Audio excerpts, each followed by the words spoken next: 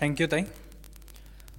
त्यांनी नाव घेतल्यावर मी हसलो, कारण इतकं क्यूट आवाजात नाव ते माझं घेत नाहीत कधी. ते बऱ्याच वेळेला मंदार असं, त्याच्यामुळे. आणि ते सगळं छान बोला, मला असं कसतरीच होत आहे आज. मग उद्यापासून मी हेच घालेन, आता धुतच नाही हे कपडे. आदरणीय सर आणि जमलेले सर्वजण, मला माहिती आहे की बऱ्याच लोकांना हा प्रश्न पडलेला असणार आहे, इन्क्लुडिंग मी, की हा कोण आहे, हा इथं काय करतो. मग कार्यक्रमात काल वाचलं होतं तर ह्याचं नाव नव्हतं, ह्या दोघींचेच नाव होतं, आणि आज हा कोण आला. तर सरांनी तशी सुरुवातीला ओळख करून दिली. म्हणजे मला स्पर्धा परीक्षांमधून यश मिळाले तरी बिलीव्ह मी, ते मला मिळालं असं मलाच वाटत नाही अजून. कारण ते सुरुवात करताना किंवा आधीपासून असतं आपल्या डोक्यात, आणि ते की ग्लॅमर, IAS, आपल्याला काय व्हायचं तर IAS व्हायचं, IFS व्हायचं वगैरे. आणि नंतर काय झालं, सिलेक्शन रिझर्व्ह लिस्टमधून, आता काय मिळालं, काय नाही, काहीतरी पोस्टल सर्व्हिस मिळेल किंवा डिफेन्स अकाउंट सर्व्हिस मिळेल. नाही, हा वाईट असतात असं नाही, पण तो आपल्या मनात एक जो असतो की मला काय व्हायचं तर IAS व्हायचं. अनेकांच्या जागी मी असतो तुमच्या जागी, आणि कोण आज बोलतं याचं काहीतरी रिझर्व्ह लिस्ट, ठीक आहे जाऊ दे नको, IAS कोण आहे तो, हां मग त्यालाच ऐकायला जाऊ, असं मी पण केलं असतं. मग मला स्टेजवर बसल्यावर पण तो असा फील येतो बऱ्याच वेळा की तेंडुलकर, द्रविड, गावस्कर, आपण उगी सुरेश रैना कुठे येऊन बसलो इथं.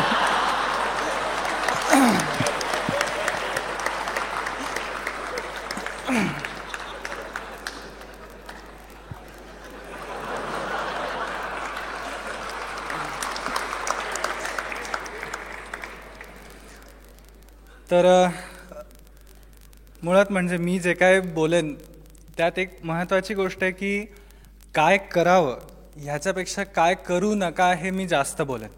कारण काय करावं आणि कसं करावं हे सांगायचा तसा माझा अधिकार नाही. म्हणजे जरी अशा अर्थाने पाहिलं की काय रिझर्व्ह लिस्ट, पण मग अशा अर्थाने पाहिलं की लक्षात येतं की अरे 6 लाख लोक परीक्षेला बसले होते, त्यात आपण भारतात कसे का होईना पण 1130वे आलो आहे.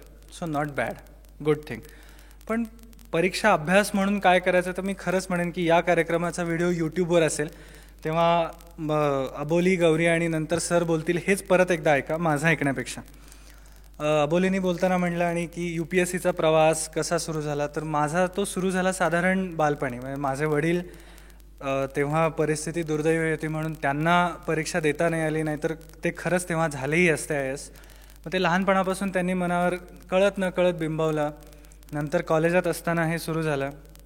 निर्णायक मी ठरवलं की आपल्याला UPSC करायचं. ते म्हणजे मी जेव्हा 2006 साली जेव्हा 11वी किंवा 12वीत होतो तेव्हा विशाल सर किंवा परिवारात आता विशाल दादा, UPSC सिलेक्शन झालं होतं त्यांचं, रँक ऑल इंडिया 8.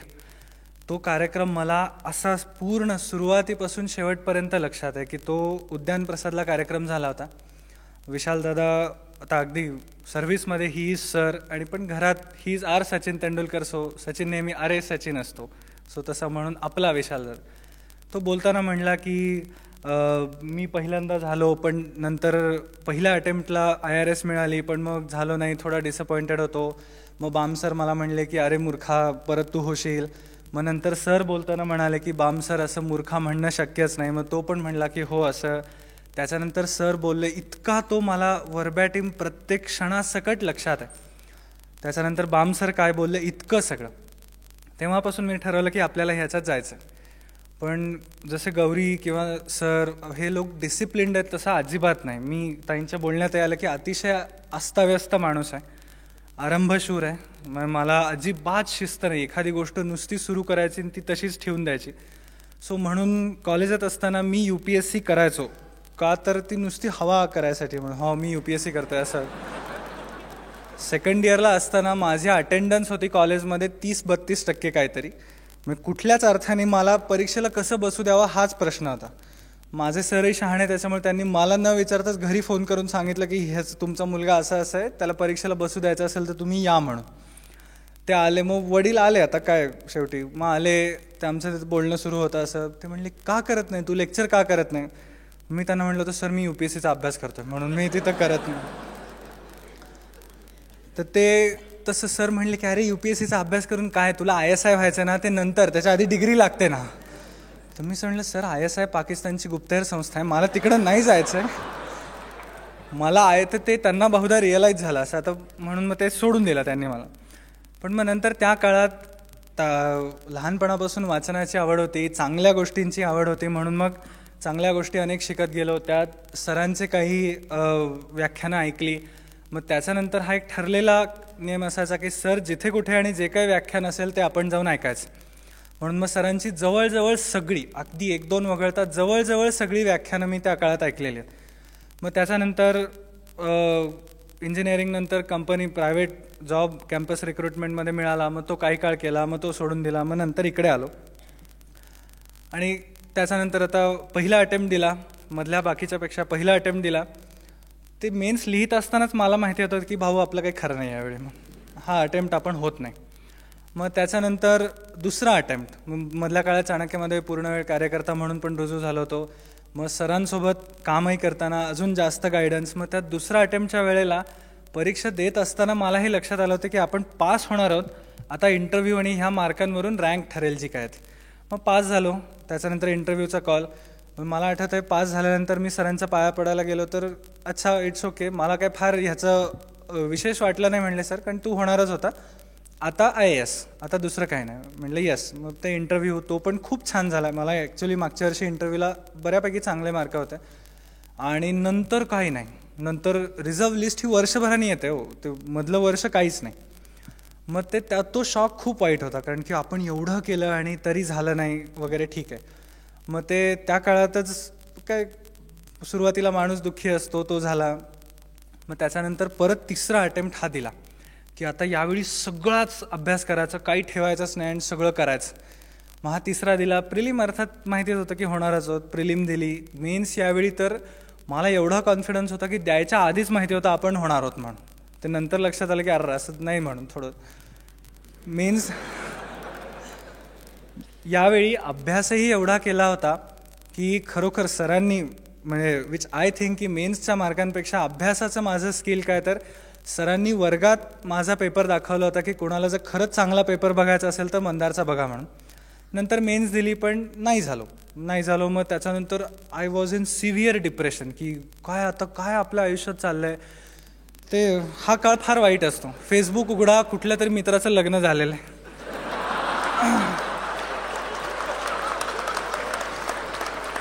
मग कुणी माझे किमान 2 डझन मित्र अमेरिकेत आहेत. मग ते कुणीतरी आज मी इकडं गेलो, आज तिकडं गेलो, हे केलं, आपलं काय चाललं आहे. तो दॅट वॉज सिव्हिअर डिप्रेशन. म्हणजे त्या काळात की अगदी म्हणजे सरांना सुद्धा एवढं टेन्शन आलं होतं त्या दिवशी. वडील तिकडनं डायरेक्ट निघालेच, त्यांना कळालं असं काही आलं. मी फोन बिन बंद करून, पण नंतर यथावकाश त्यातनं पडलो बाहेर. म्हणून ह्या सगळ्या प्रोसेसमधून मुळात आधी की माझं स्वतःलाही एक आत्म माहिती आहे, थोडं सरांनी सांगितल्यामुळं की हे मिळालं आहे ते यश आहे, ते कमी यशातला भाग नाही पण अजून करायचं आहे. सो म्हणून तुमच्यासारखाच माझाही प्रवास सुरू आहे. मी पण ह्यांचं बोलणं ऐकत असताना नोट्सच घेत होतो की काय करायला पाहिजे आपण आज, कारण हा खऱ्या अर्थाने प्रवास आहे. जे काही यश आत्ता मिळालं आहे माझं त्याचं निर्विवाद ते खरंच माझं नाही, म्हणजे इदम न मम. जे उलट जे नाही मिळालं तो माझा कमीपणा आहे की मी आळस किंवा शिस्त नाही ह्याच्यामुळे कमी पडलो. लहानपणापासून बाबांनी स्वप्न दाखवली की काहीतरी मोठं हो. सरांनी ती कशी पूर्ण करायची हे सांगितलं आणि ती कशी पूर्ण करताना पाय जमिनीवर राहा हे आईनी आणि पूर्णाताईंनी शिकवलं. मी सरांकडनं जेवढं शिकलो इनफॅक्ट त्याच्यापेक्षा जास्त ताईंकडनं शिकलो. मागच्या वेळेला ते सिलेक्शन नाही झालं. मग त्याच्यानंतर सरांनी आपलं मंदार मला माहिती आहे तुझ्यात आहे ते गुण, असं एक अगदी वडिलांच्या मायेने की ठीक आहे जाऊ दे, होतात काही गोष्टी, त्याला काही अर्थ नसतो असं म्हणून सांगितलं. ताईंनी काही नाही, असं मंदार होतच असतात ह्या गोष्टी, तुला 1 दिवस दिला रडायला, आता वेळ संपला, आता हे काम आहे. कारण हे खूप महत्त्वाचं आहे. म्हणजे मी ताईंकडनं जे शिकलो, सरांकडनं जे शिकलो ते दुसरीकडे कुठे शिकू शकलो नसतो हे खरं आहे, पण ताईंकडनं जे शिकलो ते कुठेच शिकू शकलो नसतो. मग त्या अगदी गौरीचं ताईंनी जसं कौतुक केलं की ती सिन्सिअर आणि दरवेळी प्रेमात, तसं आम्ही काय प्रेमात बिमात काय, शिव्या खायला सगळ्यात पुढे मी असाच. शिव्या खायला सगळ्यात पुढे मी की हे काम असं झालं नाही. पण मग त्यातून खूप शिकत गेलो आणि अजूनही शिकतो आहेच आहे. अभ्यास, मी एक साधे सोपं सूत्र सांगेन की अभ्यास कसा करावा. सरांनी लिहिलेलं पुस्तक आहे नवा विजयपथ. आता मी चाणक्यमध्ये काम करतोय वगैरे म्हणून नाही, तर ते पुस्तक मी कॉलेजमध्ये होतो जेव्हापासनं हे ठरवलं होतं तेव्हापासनं हे वाचतोय. ते मध्ये कॉलेजमध्ये एकच कॉपी होती आणि ते काही काळ बाजारात मिळत नव्हतं, तर त्याची झेरॉक्स करून ठेवलेली पण कॉपी आहे माझ्याकडे आत्ता. सो ती तेव्हापासून वाचतोय. ज्याला कोणाला हा प्रश्न आहे की मला IAS व्हायचं आहे किंवा काय स्पर्धा परीक्षांमधून करिअर करायचं आहे, कसं करू, त्यांनी नवा विजयपथ घ्या आणि वाचा. ते वाचूनही जर तुम्हाला खरंच वाटलं की मला अजूनही कळत नाही आहे, तर माझ्याकडे या, तुमच्या सायकॅट्रिस्टचा खर्च मी करेन. इतक्या सोप्या शब्दात अगदी सगळ्या गोष्टी म्हणजे यश कसं मिळवावं पासून अपयश कसं हँडल करावं पर्यंत सगळं सरांनी लिहिलं आहे. सो त्या गोष्टी मी असं म्हणेन, मी सांगण्यापेक्षा त्यातनं बघा. काही गोष्टी जरा वेगळ्या मला असं वाटतं बोलावं, की आपल्याला खूप वेळेला की मला जायचं आहे सिव्हिल सर्व्हिसेसमध्ये, पण जायचं तर ठीक आहे बाबा, चांगली गोष्ट आहे, पण मग स्वतःशी हा प्रश्न विचारा आणि प्रामाणिक राहा की मला का जायचं आहे. आपल्याला आपल्या शिक्षण पद्धतीत असं आहे की काहीतरी 12वी झाला, तो काय ते रट्टा मारले गाईड, त्याच्यातनं पास झाला, मग त्याच्यानंतर CETचा तो त्या स्टँडर्डची परीक्षा, मग ती दिली आणि एकदम काहीतरी VIT COEP सारख्या कॉलेजमध्ये इंजिनिअरिंगला लागलो. नंतर इतक्या सहज नोकऱ्या मिळतात की काय विचारूच नका, सहज गेला. आमच्या कॉलेजातनं त्यावर्षी 500तनं 350 लोक पहिल्या दिवशी सिलेक्ट झाले होते. म्हणजे ज्याला स्वतःचं नाव स्पेलिंग नीट लिहिता येतं तो पण सिलेक्ट, इतकं. सो त्यातनं एक उगीच स्वतःला कॉन्फिडन्स येतो की आपण काही करू शकतो. पण मग ते त्याच्यात सिव्हिल सर्व्हिसेस हे तसं फील्ड नाही आहे. म्हणून मग इथे यायचं असेल तर एक स्वतःशी प्रामाणिक राहा की काय यायचं आहे. उगीच काहीतरी मोठ्या गोष्टी की मला देशाची सेवा करायची वगैरे वगैरे टाकायचं, खरोखर असूही शकतात, अनेकांच्या आहेत, पण ते असेल तर त्याच्याशी प्रामाणिक राहा. मला उगीच देशाची सेवा करायची, वय वर्ष 25, आत्तापर्यंत तू काय केलंस, कुठे रस्ते तरी झाडलेस का बाबा, नाही, मग मी सर्व्हिसमध्ये गेल्यावर सेवा करेन, असं नाही चालत. स्वतःशी प्रामाणिक राहून तो विषय ठरवा.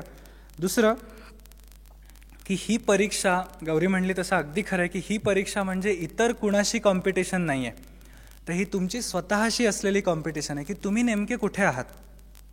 तुम्ही त्या स्वतःला त्या पायरीपर्यंत नेलं आहे का, आणि त्या पातळीपर्यंत नेलं नसेल तर तुम्ही स्वतः कमी पडता. आणि एक जातानाच मुद्दा की बऱ्याच वेळेला एक अपयश आल्यानंतरचा मुद्दा असतो की आता काय ठीक आहे, जाऊ दे, कधी कधी नशिबातच नसतं, लक फॅक्टर असतो वगैरे. माझ्या मते हा सगळ्यात बिनडोकपणाचा मुद्दा आहे. लक फॅक्टर वगैरे काही नसतो. मी यावेळी एवढा अभ्यास केला तरी पास झालो नाही झालो, ह्या दोघी झाल्या, याचा अर्थ ह्यांचा अभ्यास माझ्यापेक्षा जास्त होता, फुल स्टॉप. मी झालो नाही कारण अभ्यास कमी पडला. लक वगैरे असला काही त्यांना काही अर्थच नसतो. म्हणून मग त्या गोष्टी बाजूलाच ठेवा. तो सायकोलॉजिकल बिल्टअप स्वतःचा जो करायचा की तेवढं करण्यासाठी मी तेवढा पात्र आहे का, किंवा माझ्यातल्या काय कमी आहेत आणि मी त्या इम्प्रूव्ह करतोय का. बऱ्याच वेळेला आपण ते गौरी म्हणली तसं की त्या गोष्टींचं टेन्शन येतं, किंवा ते असं एक प्रत्येकाला असतं. म्हणजे मी आज प्लॅन केला की मी पुढचे 7 दिवस रोज 12 तास अभ्यास करणार आहे. पहिल्या दिवशी खरोखर होतो 12 तास, म्हणजे 10-12 तास होतो. दुसऱ्या दिवशी 8 तास. तिसऱ्या दिवशी आपण उठतच नाही सकाळी 9 वाजेपर्यंत. हे सगळ्यांच्या बाबतीत होतं. द रिअल स्ट्रेंथ इज हे होऊनही ते पुढे जाणं. आपण एखादी गोष्ट ठरवतो, ती ठरवल्यानंतर ती गोष्ट मिळेपर्यंतचा जो प्रवास आहे तो खूप महत्त्वाचा आहे, आणि त्यात बऱ्याच वेळेला आपण कमी पडतो. तर हे जिद्द किंवा ध्येय किंवा चिकाटी किंवा हार्डवर्क हे कुठे असे चॉकलेटच्या रॅपरमध्ये बाजारात मिळत नाही कुठे विकत. तेही डेव्हलप करायलाच लागतात. धैर्य किंवा जिद्द जी असते ती काही कुणाच्यात अंगभूत नसते, ती स्वतः बनवायला लागते. आणि नसेल तर बनवायला लागते. असेल तर आनंदच आहे, नसेल तर ती बनवायला लागते. म्हणून हे करत असताना तो सायकोलॉजिकल बिल्टअप की मी कसं करू, समजा हा विषय मला कळत नाही तर त्याचा अभ्यास कसा करू, हा जास्त कळतो मग कमी वेळात कसा, ह्या सगळ्या त्याच्या अभ्यासाच्या वेगवेगळ्या पद्धती त्यात नंतर येतात. माझ्याकडून मी अगदी प्रामाणिकपणे सांगतो की खरंच यश मिळवण्यासाठी काय करावं हे सांगण्या इतका मी मोठा नाही, पण अपयश मिळायसाठी काय करू नका हे अधिकारवाणीने सांगू शकतो मी की हे नक्की करू नका. एक त्यातलं पहिलं म्हणजे ती स्ट्रेंथ पाहिजे मनाची. मला असं वाटतं की तिसरा आत्ताचा हा जो गेला किंवा आधीचा जो मिळाला हे यश, किंवा गौरीला आत्ता ती जी म्हणली की तो मनाची स्ट्रेंथ पाहिजे, ती शांतता, किंवा मला माहिती आहे मला हे मिळणार आहे म्हणून उगाचच इगो पण नाही आणि उगाचच स्वतःला काहीतरी नको आपल्याला कुठे मिळणार आहे असं पण नाही. तो जो खराखुरा कॉन्फिडन्स आहे तो येतो. दुसरं म्हणजे शिस्त पाहिजे, कमालीची शिस्त पाहिजे. माझा अगदी चांगला मित्र जीवाभावाचा, म्हणजे त्याचा आणि माझा फोन आला तर आम्ही एकमेकांच्या नावाने नाही सुरू करत, शिव्यानेच सुरू करतो. असं मित्रांची कॅटेगरी की एक ओळखीचं असेल तर अरे कसं काय, हाय हॅलो कसं आहेस. दुसरा असेल तर नावाचं ॲब्रिव्हेशन. तिसरा असेल की अगदी जिगरी म्हणजे त्याला शिवीनीच सुरुवात करायची. तर तसा माझा मित्र चिन्मय. तर त्याच्याकडनं मी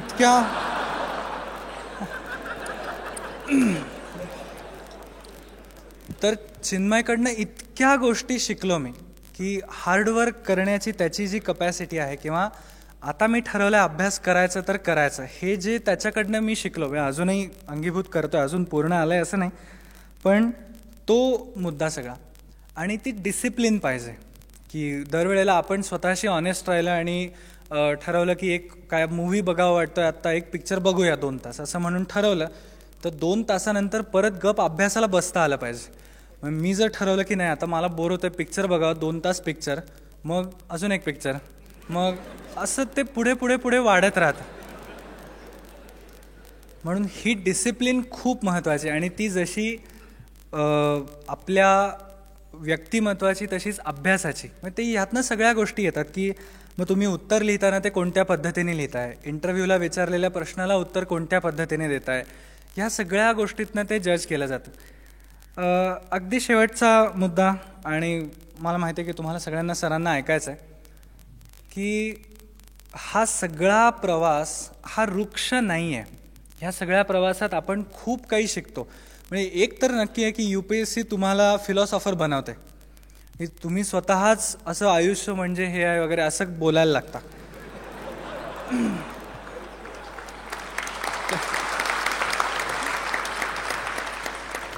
त्यातला चांगलाही पार्ट असतो की खरोखर त्या गोष्टी कळतात. म्हणजे अभ्यास करत असताना आपल्या आजूबाजूच्या समाजात जे घडतंय ते पेपरमध्ये येत आहे त्याच्यापेक्षा जास्त कळायला लागतं, की त्याच्या मागचे अर्थ कळायला लागतात किंवा त्याचे होणारे इम्प्लिकेशन्स कळायला लागतात.